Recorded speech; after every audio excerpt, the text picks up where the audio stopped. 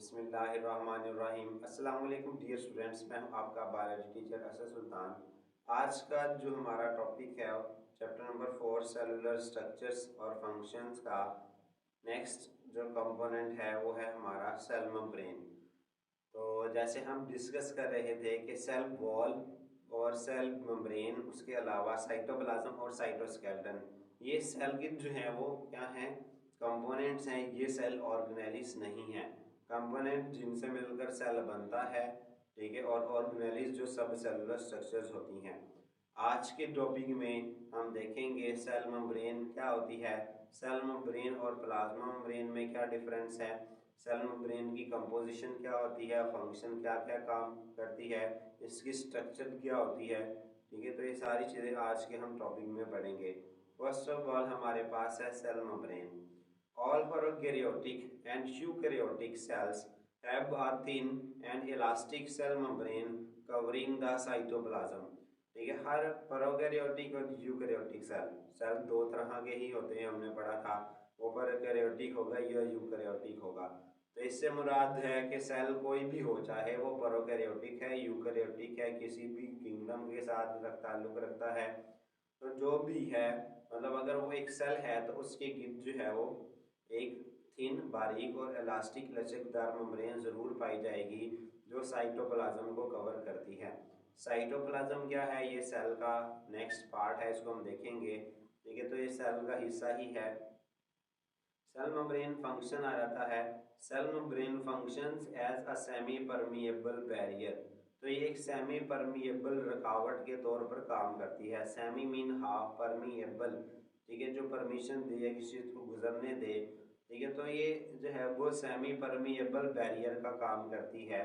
Allowing a very few molecules across it, ये चंद molecules को अपने अंदर से गुजरने की इजाज़त देती है।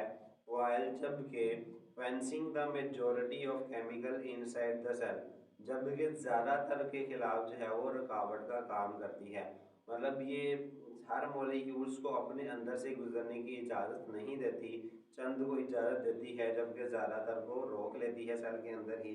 इन दिस वे, इस तरह से the membrane maintains the internal composition of cell, इस तरह से जो मेम्ब्रेन है वो सेल की अंदरूनी कंपोजिशन, अंदर की जो तरकीब है, उसको जो है वो मेंटेन करके रखती है। अगर कोई भी मटेरियल बाहर से अंदर या अंदर से बाहर चला जाए तो सेल की जो अंदर की कंडीशन है, हालात हैं, वो मेंटेन नहीं रहेंगे, उसकी जो कंपोजिशन है वो एक जैसी नहीं रहेगी। In addition to this vital role, इस अहम काम के साथ साथ cell membrane can also sense chemical messages, ये कीमियाई मैसेजेस को पहचान सकती है। And can identify other cells, और दूसरे सेल्स को पहचान सकती है। ठीक है, तो इस तरह जो है ये मतलब ना सिर्फ सेल के अंदर की कंपोजिशन को मेंटेन करती है, बल्कि दूसरे केमिकल सिग्नल्स को जो है वो सेंस करती है, और दूसरे जो सेल्स हैं उनको आइडेंटिफाई भी करती है। तो ये हमारे पास जो है वो एक प्लांट सेल है जिसमें सेंटर में एक वैक्यूल मौजूद है। ठीक है, उसमें हमारे पास ये सेल, ये साइटोप्लाज्म है सारा, जिसके अंदर ये ऑर्गेनेलिज मौजूद हैं, ब्लू कलर में ये सारा शो हुआ है। और उसके बाद आप देखें तो ये प्लाज्मा मेम्ब्रेन है जिसको हम सेल मेम्ब्रेन भी कहते हैं। ठीक है, बाकी और बहुत सारे ऑर्गेनेलिज हैं, इनको हम डिस्कस करेंगे इसी चैप्टर के अंदर। केमिकल कंपोजिशन, कीमियाई तरकीब क्या है, यानी इसके अंदर पाए जाने वाले जो केमिकल्स हैं वो कौन कौन से हैं। Chemical analysis reveal that cell membrane is mainly composed of protein and lipid with small quantity of carbohydrates.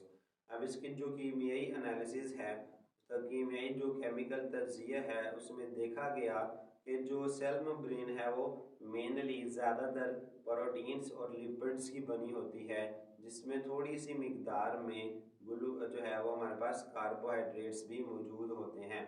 Electron microscopic examination of cell membrane have led to the development of fluid mosaic model of cell membrane.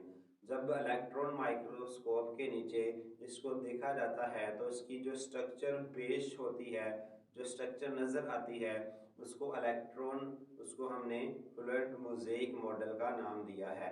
इस fluid mosaic model के मुताबिक there is a lipid bilayer, lipid की एक दोहरी तय, double तय होती है, इन विच जिसके अंदर प्रोटीन मॉलिक्यूल्स आर एम्बेडेड, जिसमें प्रोटीन के जो मॉलिक्यूल है वो धंसे होते हैं। द लिपिड बाइलेयर, जो लिपिड की दोहरी तय है, gives fluidity and elasticity to in eukaryotic cells, तो ये यूकैरियोटिक सेल्स को लचक और मायापन देती है। ये एमसीक्यूज जो हैं पूछी जा सकती है कि जो सेल मेम्ब्रेन की मायापन और लचक की जो वजह है वो क्या है। ठीक है, यूकैरियोटिक सेल के अंदर cholesterol is also present in lipid bilayer, cholesterol भी थोड़ी सी मिकदार में मौजूद होता है। Carbohydrates, small amount of carbohydrates also found in the cell membrane, तो सेल मेम्ब्रेन के अंदर कार्बोहाइड्रेट्स की भी थोड़ी सी मिकदार मौजूद होती है।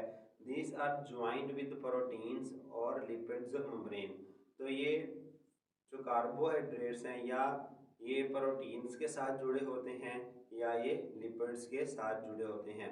Cholesterol in eukaryotic cell, cholesterol is also present, eukaryotic cell के अंदर, ये प्रोकैरियोटिक सेल में नहीं होता।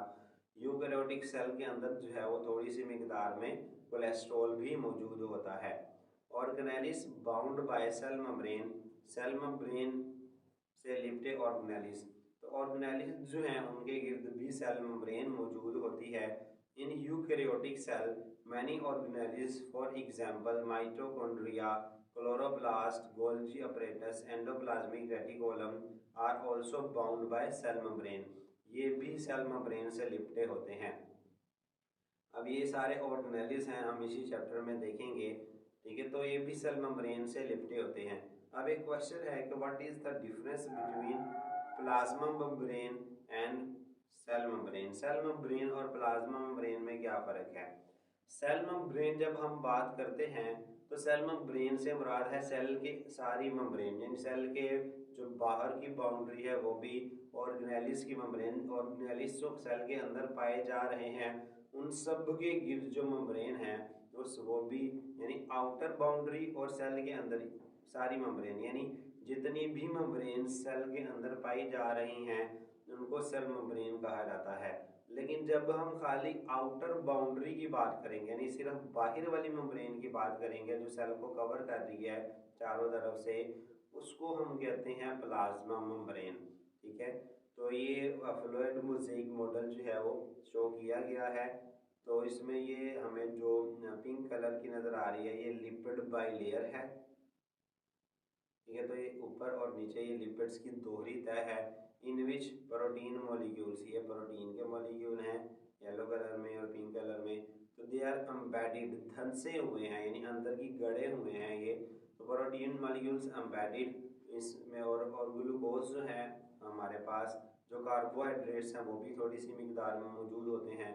तो कार्बोहाइड्रेट्स हमने पढ़ा कि या तो वो लिपिड्स के साथ अटैच होंगे या प्रोटीन के साथ, तो अगर तो लिपिड्स के साथ अटैच होंगे तो हम उसको ग्लाइकोलिपिड्स कहते हैं, और अगर वो प्रोटीन के साथ अटैच होते हैं तो उसको ग्लाइकोप्रोटीन्स कहते हैं।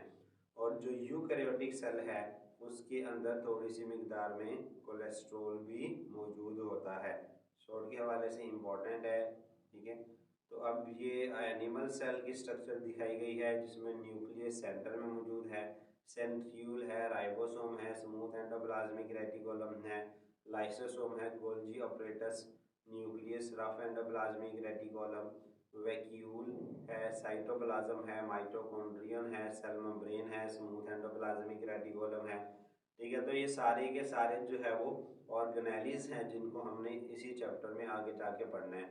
इनमें से मोस्ट ऑफ ऑर्गेनेलिस जो है वो मेम्ब्रेन बाउंडेड है।